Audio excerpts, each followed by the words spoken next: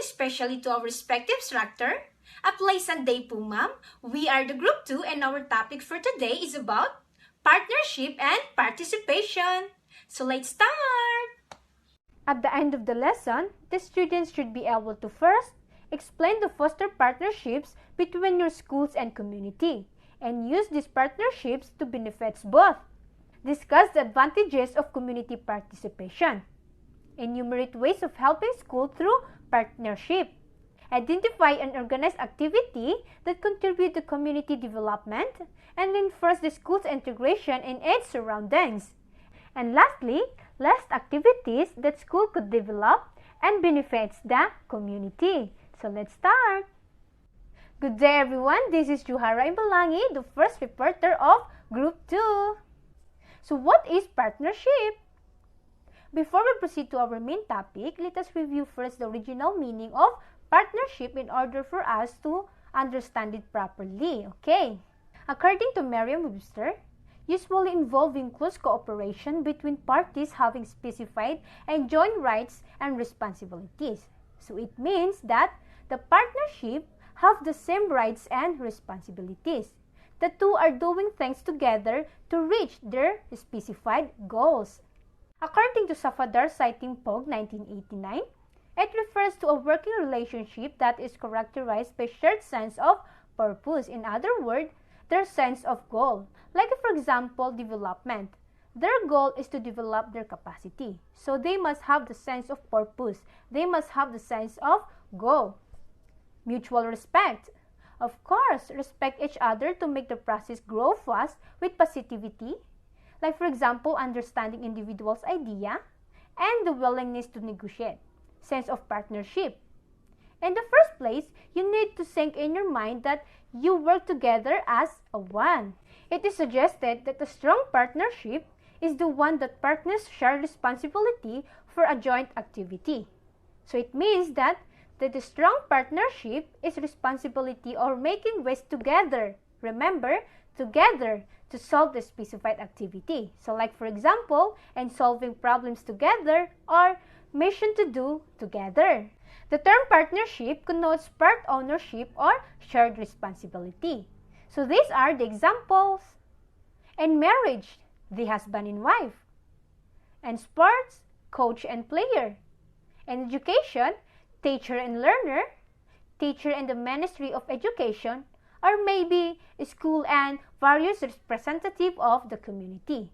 So here in our lesson, we are focusing on the school and community. Understood? Okay. Now, let's proceed to the school and community partnership. A partnership has been defined as a relationship characterized by rules. Like for example, a school and community has napag-usapan na rules, responsibilities. Of course, children are not only responsible by the teacher, but also their parents. In other words, the community, yes. The rights, obligations, and accountabilities. Of course, both school and community has the right to develop their learners or their children. So remember, the relationship may be based on law, shared ethical standards, rules, and or conventions. Okay? Okay. Why partnership? So why do we need to engage the school and community and partnership? It would be advantageous for the beneficiaries to share the investment by becoming a partner in educating the child. Partnership provides an avenue through which resources can be strengthened and the community can participate in education of the child. So mas na-straighten nito or in Tagalog, mas napapatibay nito ang students' learning.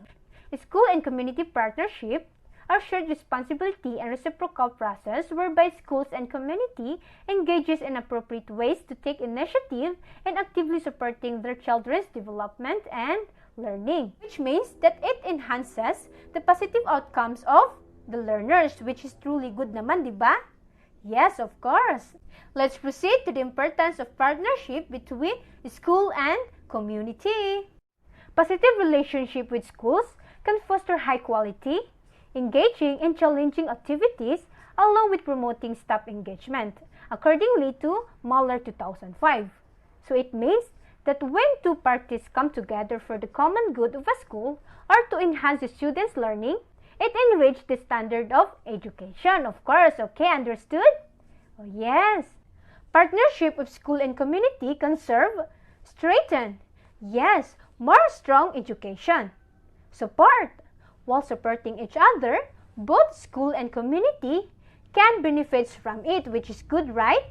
Yes, of course. Transform individual partners. So while both school and community can help each other to develop. Improve program quality. Yes, the standard of learners will develop. More efficient use of resources. Remember, we have this kasabihan na two heads are better than one head. So more engaged with others, more resources that we can get. Better alignment of goals and curricula. Goals will be near and like for example, the new implemented curriculum will be fulfilled this year through the help of partnership of school and community. Accordingly to Harvard Family Research Project 2010. And thank you for listening. Jiha Balindong, in continuation with Ms. Juhara Balang's report, we will try to discuss about the school-community relationship together with the benefit they both get. So, let's start. School-community relationship. When we say school-community relationship, it talks about the collaboration between school and community that ensures that members of both parties are involved in education of children, having a common purpose, working together, and sharing responsibilities. So, the definition was very clear and precise. When we say school and community relationship, ito yung pagsasama or pagkokolab ng school and the community to help each other for the sake of the learner's development. So, ano nga ba ang napoprovide ni community sa schools? So, these are including the people, the places, activities, and things. So, they could be businesses, organizations, public service institutions, or individuals in the community. And then vice versa, the school provide learners with knowledge and a responsible individual that helps the community to community progress and its development. So, now let's move on to the general principles to school-community partnership. General Principle to School Community Partnerships. According to Bray 2003, he provides 7 principles of developing partnership. So number 1, mutual trust between school and community in terms for goodwill and interest for helping children. So it is a very basic and a primary foundation for a relationship. They what we call trust. The second one, long-term commitment, continue providing support for the partnership. So, it is a long and continuous commitment. Hindi siya temporarily or the what we call short-term relationship lang. Commitment. So the third one, clear and mutually accepted goals. It is also very important to have a mutual goal, mutual and set goals. 4, focus on both near and far, big and small picture. Number 5, nurturing, caring, and encouraging the development of partnership. So this is helping each other hand in hand for the development of partnership. The 6th one, relationship between individual as well as institutions. Lastly, genuine partnership involves much more than mere contribution of finances. So what is the partnership expected to bring out between the school and the community? Number 1, achievement of mutual goals, addressing and removing barriers to development and learning. So okay, it is the success of the overall goal. Dahil sa mutual goal na susolusyonan at naayos yung mga problema na humahadlang sa development ng learners. The second one, commitment and volunteering of community member for increasing homeschool involvement in school. So, for example, Brigado schools, every opening of the school year, parents and even some police officer near helps in cleaning the schools. Number 3, school services are made more accessible to school by linking the community with the school. For instance, school conducting programs like every during Foundation Day, intramurals, Buwanang Wika, and other programs that the schools are open for the community people to join. The third one, enhance resources to support instruction, provide mentoring, and improve facilities. So these are the donations or project coming from the community, especially from the government. So the fifth one, more opportunities for stakeholders to broaden resources and strategies, and enhance caring communities that support all youth and their families. The sixth one, improve efforts and provide direction of effort to generate essential interventions. The seventh one, building positive attitude and positive self-image.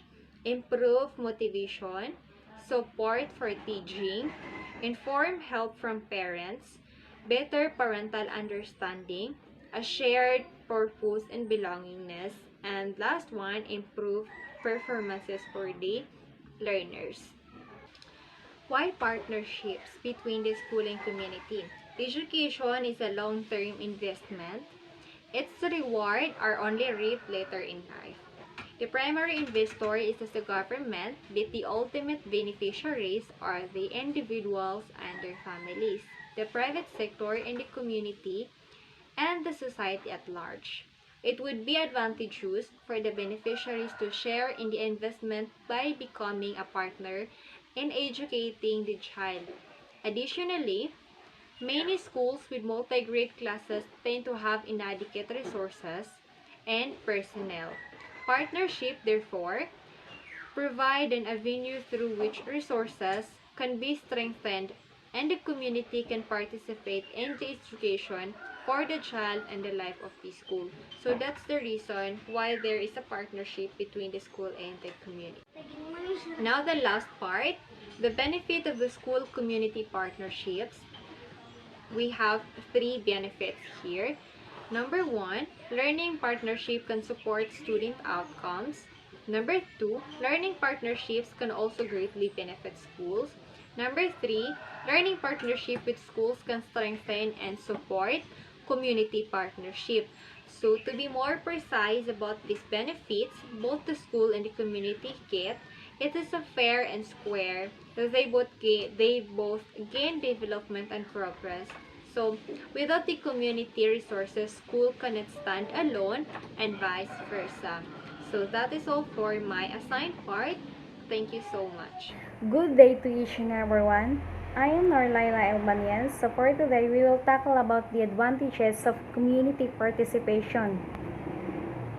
Advantages of community participation. The community, which includes the parents of the students, is a valuable source of support. Representatives of the school should participate in the social and economic activities of the community. Cooperation and partnership with the community can be mutually beneficial to the community and the school. Yung parents and students ay sila yung the main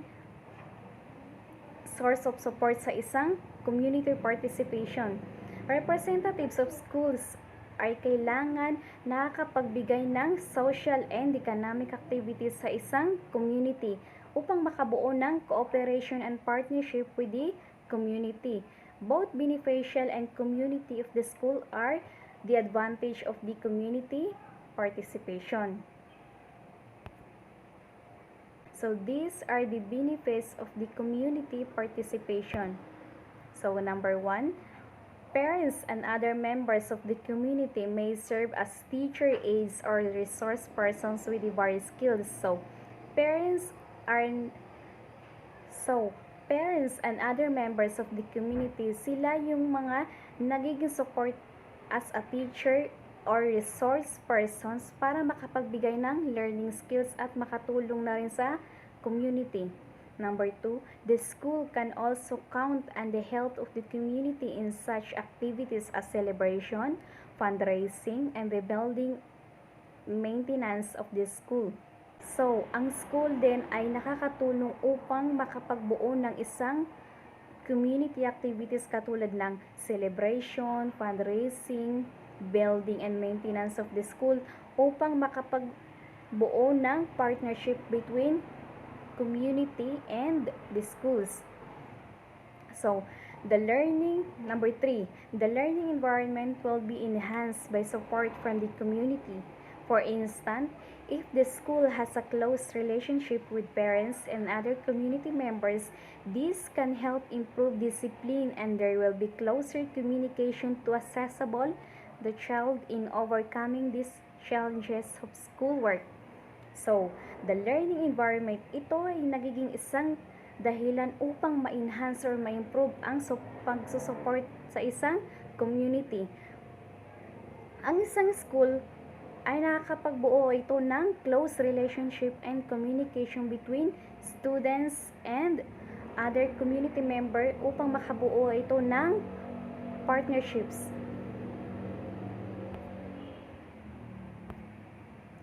So, we have the number 4. The school would become a center point for activities in a community. For example, it may be used for the adult literacy classes or as community meeting place. In addition, the children play an active part in the village activities such as the cleaning of the roads and beautifications of the surroundings. So, ang school ang pinaka-central point ng isang ginagawang activities sa isang community. Katulad na lang ng mga ginagawang cleaning roads, beautification ng mga surroundings, nakakabuo ito ng collaboration upang maging partnership sa isang community. So, number 5, the transfer of skills such as weaving, dyeing, embroidery, carving, playing traditional instruments, and traditional dance, storytelling, etc. Therefore, nakapagbigay rin ito ng learning skills, katulad na lang ng mga simple work katulad ng weaving, dyeing, embroidery, carving. Ito ay nakakapagbigay o nakaka-enhance ng kanilang skills upang ma-improve ang kanilang partnership. And that's all for my report. Thank you for listening. Good morning, everyone. Today I am going to continue the discussion about the learning outcomes of our topic, partnership and participation.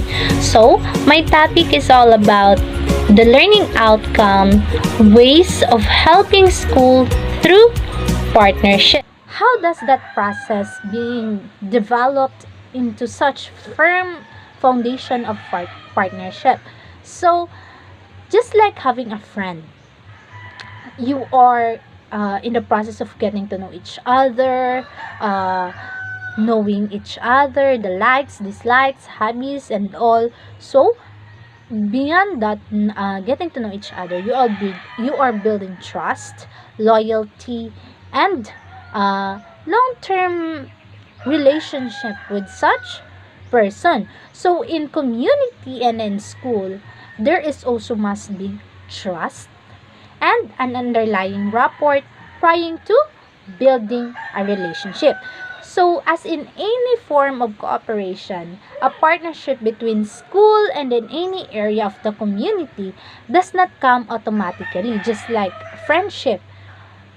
Halimbawa, ikaw, kakakilala lang kita tapos gusto mo na ako maging friend agad. So, magiging friend ba tayo agad? Best friend ba tayo agad? No, it takes a lot of process. It takes a long process.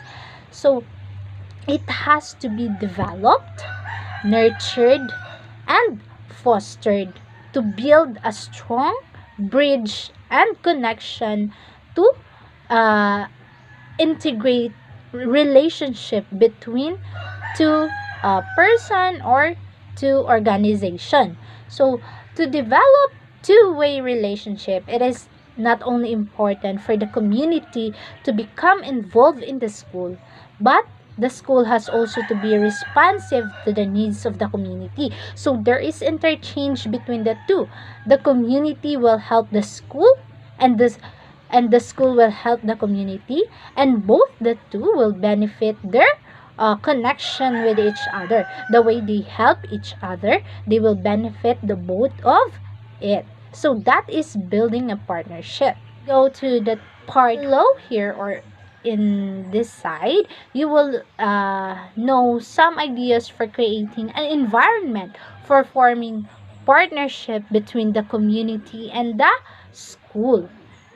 So what are these ideas? So first, the idea of an open day at school at least once a term for the pupils to show and discuss their work with their parents. For example, is the family day and family meeting at the school regularly. For example, is yung grade meeting kung kailan i-release yung grades ng mga bata. So that is one of the example. Number 2 is regular communication between the school or the community members or village education committee and the parents through meetings, newsletters, and home visit. So example of this is the PTCA meeting for convocation. So that is one of the example of this partnership that we can build through. So another is special work days when teachers and students got into the community and help with harvesting and other community-based activities. For instance, dito sa amin, every harvest of our fruits, we are helping with our teachers because we have these a lot sa high school namin before that we are planting fruit trees, and that time we are helping our teachers to gather the fruits and ibebenta namin sila. So we are helping our school to have funds specifically. Another is it involves fun days involving students, teachers, school, community members, or members of the village education committee, parents, and other community members. So, as one of these example is yung halimbawa dito sa amin is the fiesta. During fiesta, the teachers, parents, and students are all engaging in an activity just like drum and lyre corps presentation, sports activity or competition, singing competition, dance competition, teachers competition. So that is one of the example on how the community and the school is having greatly relationship. So for instance, in having that activity, the teacher is called to be judge or to be the MC of the program. So it would benefit both the community and the school. Your idea for creating an environment and forming partnership between the community and the school is building a strong parents or teachers association, the PTA, which can give better structure to the partnership between the school and the community, because through that, the connection between the parents and the school will be more firm, especially when it comes to giving some innovation in the school. So through the PTA, we can have some funds through that. Dyan yung the PTA will collect the students fee for this year. So that fee would be a big help in developing or in integrating the foundation of the school. For example, the beautification. So with that, so there is a greater relationship between the two. So for example, the PTA can help the teachers to make teaching aids. For example, sa mga lugar na far flung in the mountainous area, so with the help of parents, the teaching aids materials, just like halimbawa need ng clay, so yung colorful, wala namang mabibili doon na colorful na clay, so the parents will provide clay from the falls or from the river or from some area na merong clay to aid the teaching materials that the teacher needs. So that is one the best connection that the parents and the school has. So PTA can encourage children to work with their teacher, leading to improved achievement. So example of this is sa mga math challenge, English challenge, yung sa mga division level, school level. So with that, helping with the teacher, yung pag-enhance ng skills, or even kahit yung pagtatanim ng mga bulaklak, ng mga vegetables sa vegetable garden, is an example of what a PTA can do to help foster the relationship between school and the community, and also help to organize field days for the children. So what are these field days? We have this, especially dito sa amin, every Friday. The school is we don't have the teaching traditional teaching every Friday, but we have the sports day every Friday. So the parents or the PTA organize some activities for them to do, just like halimbawa, this week, this Friday, we will play volleyball for grade 7, takraw for grade 8, soccer for grade 9, and basketball for grade 10. So the role of PTA, and they give prizes with that for those who win the game. So to enhance the, hindi maging puros na lang academics yung iniisip ng mga bata, but also they have the extracurricular activities, and also to help their mental and physical and fitness activities. So, and lastly, PTA can help to raise resources for the children, especially pwede silang magawa ng fundraising. Halimbawa, yung fun run para sa kabataan, especially dito sa amin, every December, we are having fun run during our foundation days sa school, and yung malilikom namin na pera, it involves different pwede yung parents, pwede yung mga police, mga sundalo, yung mga government officials, teachers. So pwede silang mag-join, and yung malilikom na pera sa fun run na yan will be our, may target project na kami dyan. For example is yung pag-furnish ng gate namin. So that is one of the example that the PTA can do, are the ways of helping. Now, parents and other community members should be fully integrated in running the school. So they can supplement the resources of the school in many ways. Kaya nga ng example ko kanina, pag yung wala yung teaching materials na gusto i-input ng teacher sa school, the parents will aid it. Kasi halimbawa, yung clay nga, sabi ko, walang colorful na clay, edi yung traditional na clay na lupa na makikita lang dyan sa community. So, among the areas in which partnership can be developed. So, meron tayong list dito. So, what are those list?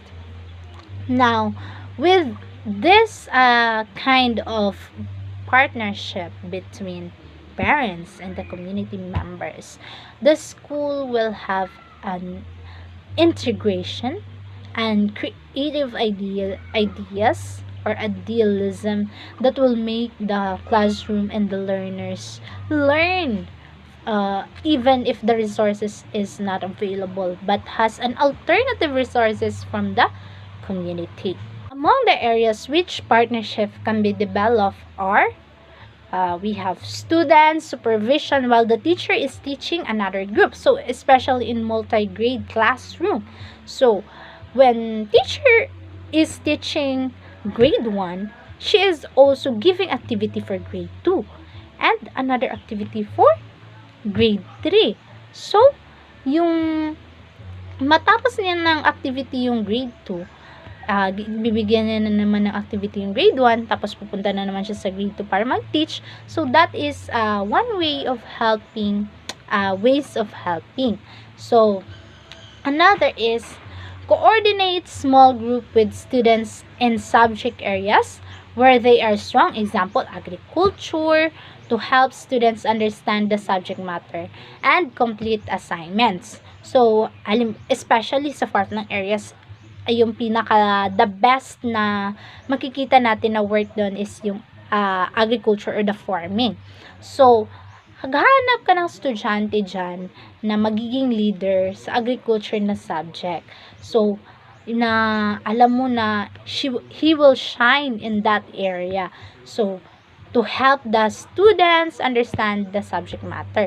So, and complete their assignment. So, magbibigay ka ng leader, yung ganun, na may idea na regarding that kind of subject. Another is the homework supervision. So, every time na magbibigay ka ng homework, dapat i-remind mo sa mga bata mo na ipa-check sa parents nila yung homework nila if it is correct or not, para naman pagdating sa school, mas ma-integrate na lang ng teacher or madagdagan ng ideas yung homework nila. And another is facilitate practical activities such as gardening, sports, and dancing. So, dito sa amin, sa elementary, meron kaming gulayan sa paaralan. And yung, syempre, from grade 1 to grade 3, hindi pa masyadong magaling sa gardening. So, ang ginagawa ng teachers is, parents yung pinapapunta sa school para maggawa ng garden ng mga bata. So, that is one way na ma-help natin na ma-integrate. Kasi yung magiging tubo naman ng mga gulay or ng mga itatanim doon sa garden is para din naman sa mga bata. And sa sports naman, pwede dito yung family day or yung different sports like sa SK, sa mga leagues, ganon siya. So, another is assist trainings in handicrafts, agriculture, and home crafts, or in the purchase or making of resources as in the case. So, kakaroon dito is, halimbawa may parents na magaling sa pagluluto, so siya yung mag-a-assist ng mga students for baking, mayroon din sa dressmaking. So, magiging way yun of helping the learners and the school by the help of the community. Another is teach the children about the community's culture and customs. So, that is one way of traditional na dapat na maintindihan ng mga bata, especially those who are in the far ng mountainous area.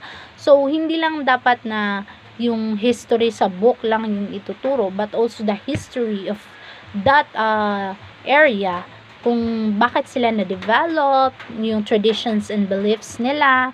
So, that would be a big help, especially pag may program, i-invite mo yung dato nila, yung leader ng group nila. So, that would be a big help also.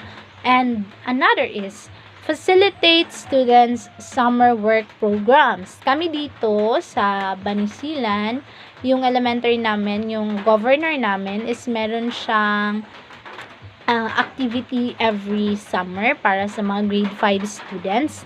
Yung summer, meron siyang 3 days workshop, summer workshop for grade 5 students. Sa 3 days na yun, magkakaroon ng activities, and meron yung mga facilitators is mga students. I am one of the facilitators na before. So, and now is still existing, pero because of the business sa pagiging college student, hindi na ako nakaka-facilitate. So, what we have done there is, we as the youth, we are helping those young learners to identify their dreams and what they are really capable of. So, yun yung ginagawa ng governor namin every summer to furnish and let the grade 5 students explore more about the wonder of life. Parents and other community members can play a vital role in educational process. So, paano magkakaroon ng role yung parents and yung other community members sa pag-furnish ng learning ng mga bata?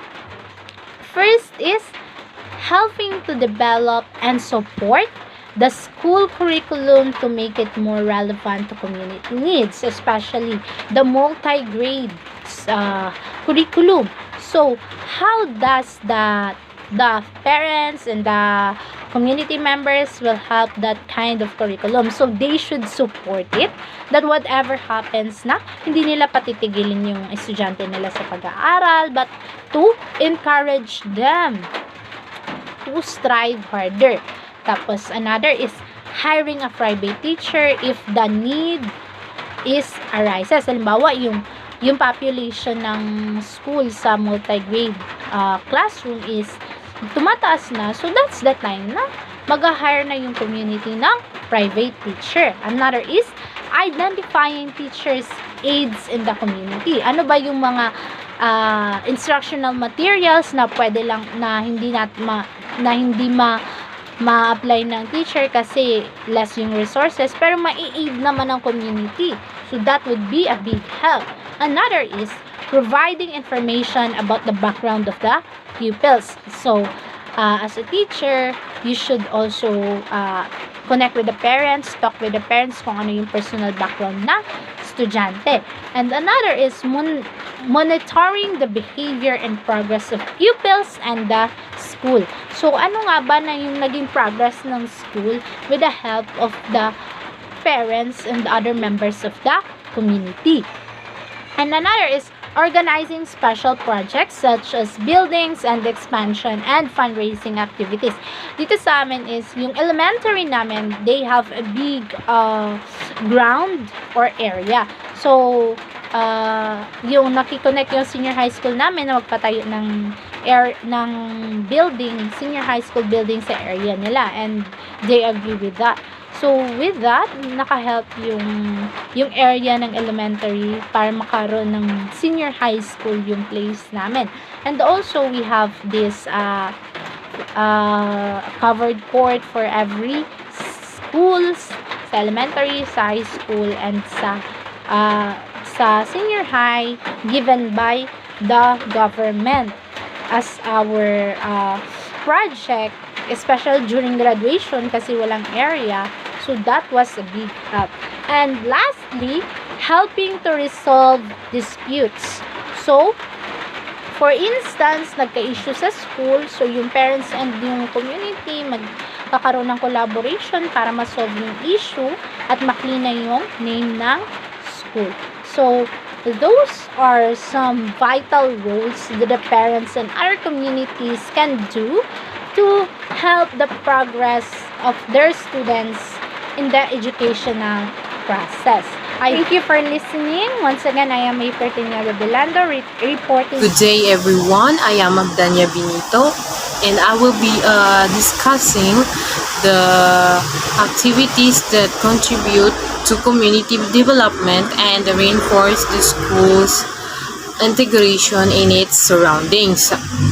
So, here are some examples of activities that can contribute to the development of community and reinforce a school's integration. So, first is the design and implement awareness-raising campaigns. Second, formal involvement of community members in school. Third, conduct continuous M&E of school and communities partnership. Fourth, provide gender-sensitive training opportunities to community and family members. Then the last one is extend the education community, DPOs, parents of children with disabilities, and etc. Now, let's start with design and implement awareness-raising campaigns. So, awareness-raising campaigns should help parents, community members know the reasons for and benefits of their participation in school. They should also be informed about the different involvement opportunities, policies, and programs, while making sure they understand that participation is inclusive. So, in organizing awareness campaigns, you must make sure na makikita talaga ng parents or ng community members yung benefits ng kanilang participation, so that mas lalaki yung chance na dumami pa yung community members or parents na um, mag-participate sa pakikiisa sa school any school activities. Community involvement in school should be promoted with the help of other community members and school staff, because it is key to maintain an open, strong, transparent, regular, and effective communication within community members and school committee members. And for the second one, formal involvement of community members in school. Create inclusive groups by recurring to national legislation, policies, and procedures to involve community members in school. So, para ma-involve ang community members sa school, they must create inclusive groups, like for example, yung School Management Committee, Village Education Committee, School Development Committee, and the Parent and Teachers Association, or the PTE. The involvement of community members in school is particularly useful to mobilize financial, material, and human resources. And for number 3, conduct continuous M&E of school and communities partnership. It is essential to monitor and evaluate the effectiveness of the school community partnership. So the school head should launch periodically an assessment of the functioning and effectiveness of existing structures. So, like for example, yung pag-evaluate nila ng ilang meetings yung na-held, ilang meetings na ba yung na-held sa school, and then ano yung mga concern or issue na na-address sa meetings, kung nagawan na ba ng paraan, because in that way, they can evaluate the effectiveness of school community partnership. And for number 4, provide gender-sensitive training opportunities to community and family members. Training opportunities should tackle gender issues affecting the participation of community members within the schools.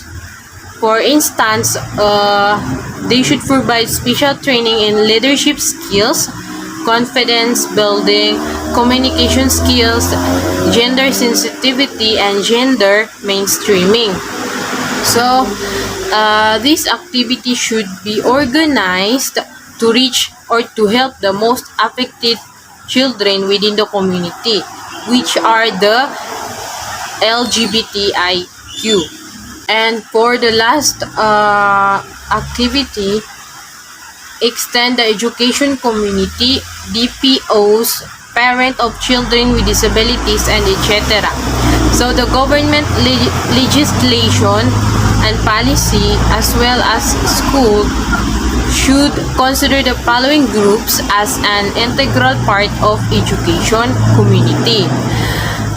UNESCO 2009. So these are the groups that we have to consider because they are part of the education community. So first is the Disability People's Organization, or the organization na puro may disabilities. And then the Parents of Children with Disabilities, Parents Organization, and Community-Based Rehabilitation Workers. So, we have to consider them also kasi they are part of education community. Like for example, yung pag-include ng School Management Committee sa parents of children with disabilities in school activities. All in all, in order to enhance the community's participation in education, it is essential to promote a school environment where community members feel welcomed, respected, trusted, heard, and needed. So,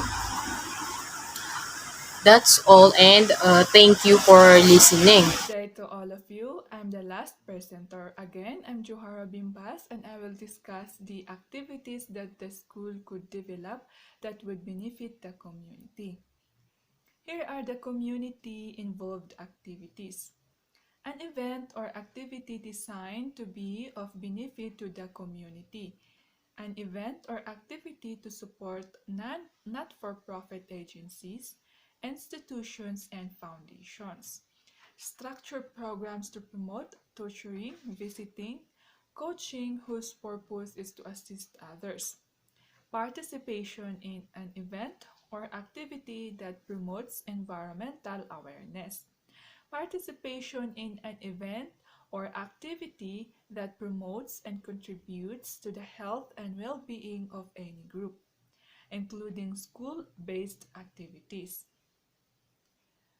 Here are the examples. First one is the school programs.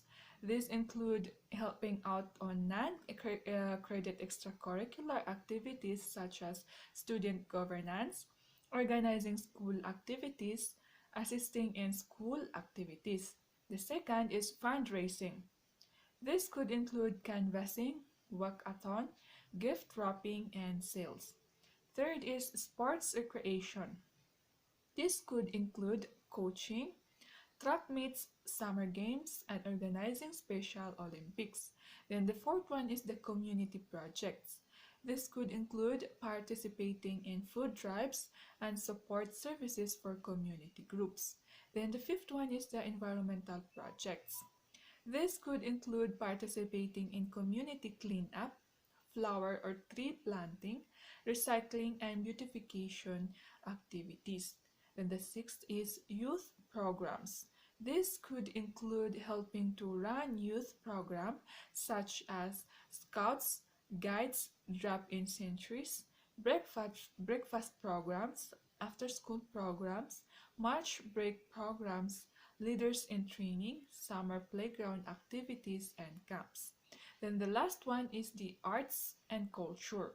This could include assisting at a gallery, performing music, or involvement in a library program.